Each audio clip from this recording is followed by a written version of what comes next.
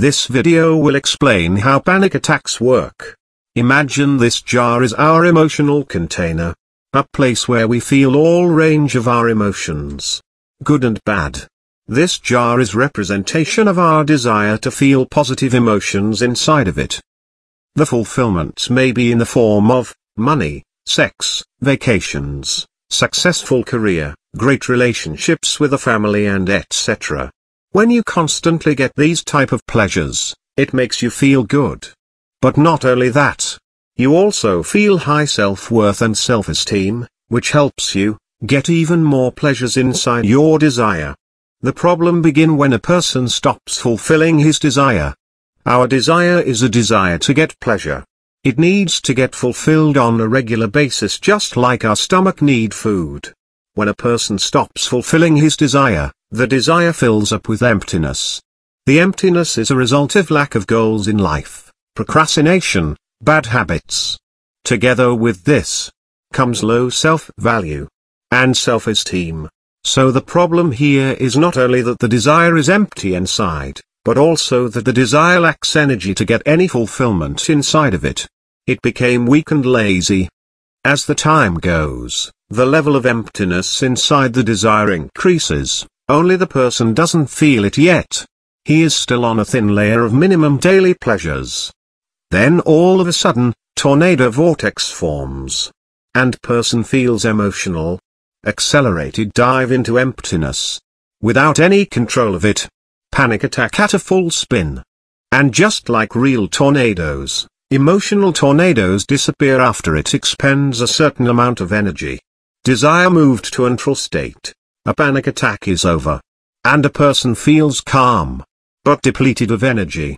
Now the desire is ready to get fulfilled again. Just like a stomach is ready to get food after a sickness. But note that its wall has become more weak, it remembers the previous state. And may fall into tornado vortex much easier than previously. The emptiness the desire accumulated previously didn't disappear, it never disappears. It stays in the memory of the desire and can be brought back at any moment. The desire also remembers previously accumulated fulfillments, achievements and pleasures. They also never disappear. And can be brought back at any moment. For example, 10 years ago you went on a great vacation. That experience stays in your desire forever. It still makes you feel good. Although you already forgot about it. Same way, some old procrastinations that you already forgot about, still make you feel bad. All fulfillments and all emptiness that we get in our desire stay with us forever. In order not to get in a tornado-like panic attack vortex again, the level of fulfillments must be much higher than the level of emptiness in our desire. We have discussed how panic attack occurs due to long-term lack of fulfillments in the desire. Now we will look at the example of a panic attack due to real or perceived threat. Like in phobias. When a certain phobia is triggered, it enters a desire of a person and occupies it completely. It cancels out, at least temporarily, all the fulfillments in the desire. That sudden change creates a tornado-like vortex effect in the desire. A person experiences a panic attack. Why do you think the phobia had such a power so it could break into a well-fulfilled desire, and create an emptiness in it? Didn't we say before, that in order not to get into a panic vortex again, our desire must be well fulfilled? So, why it still got into a panic mode? It is because, for this person, a threat the phobia carries is much higher than the value of the fulfillments in his desire. For example, a person is happy in all areas of his life, and his phobia is public speaking. And a single chance to fail at it overshadows all his fulfillments in life. And that is why when the phobia is triggered, it has the power to temporarily suck out all the fulfillments from the desire, creating a tornado vortex, meaning a panic attack. So how does a person can create such a valuable fulfillment, so that no phobias can overshadow it? And the answer looks like this. All these extra jars are other people.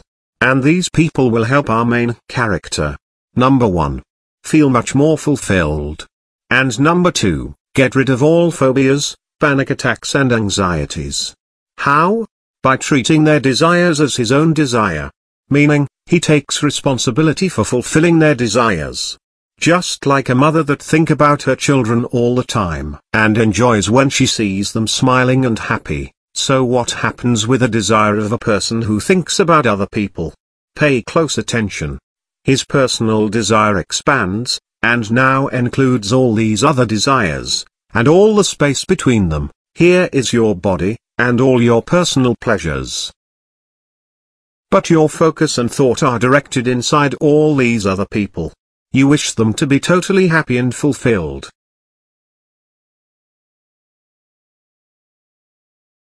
And when you made something to make them happy, or you just see them fulfilled, in that moment you are getting fulfillment as well, but not a small fulfillment you were getting previously in your personal desire. This time, all this blue area that is covering other desires, become your desire, so you are getting much more fulfillment that you ever could previously. And as long as you are truly focused on other people, like a mother is always focused on her children, this huge area will be fulfilled, and now all the emptiness you previously had, cannot even be compared to the huge fulfillments you are getting now, and all the phobias that previously scared you, now, have no effect on you at all. Because your attention is on other people, you are not even noticing these phobias now. You will ask a question. What can I do for these other desires in order to fulfill them? I don't have the resources to do that. The answer is, you have to be invested in them in your emotions. When you look at them, you must feel that you are truly looking at yourself. Like the Bible says, love your neighbor as yourself. In fact, the Bible didn't give us a morale lesson. The Bible gave us a law of nature. We need to love others not because they are good or bad, but because we all are a part of one common desire. We are, on the emotional level, one body. To sum up this video, in order to feel confident and happy, and free of any panic attacks, you must 1. Constantly fulfill your desire. 2. Start connecting with others. Take responsibility for more people starting with your family. If you are not married, and have no kids yet, you must absolutely start a family. Our family make it easy for us to increase our desire. When we stop focusing on ourselves, and instead start focusing on them. And when your desire is increased, your fulfillments increase as well. So, you become much more happy and confident person. Now, you will see why couples are much more confident people than singles. Here is what happens between this man and a woman who are couple. A man is focused on his woman and tries to make her happy. That makes a woman do not worry about herself, and lets her focus on her man.